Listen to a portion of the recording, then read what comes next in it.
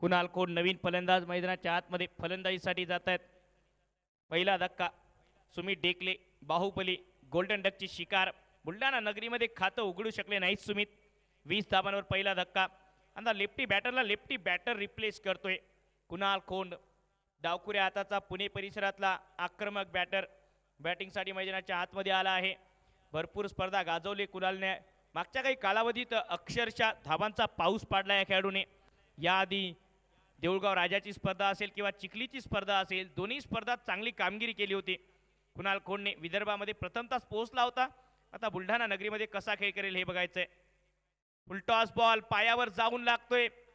Dot ball चांगली गोलंदाजी आतापर्यंत या षटकामध्ये करत असताना विनोद चव्हाण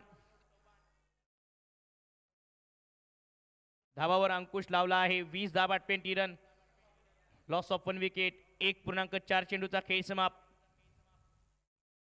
आणखी एक चांगला बॉल थोडासा टर्न झाला पडल्यानंतर चांगली गोलंदाजी विनोद चव्हाण या षटकात करत असताना आतापर्यंत 1 विकेट प्राप्त केली या षटकामध्ये आणि आतापर्यंत धाव खर्च केली नाही।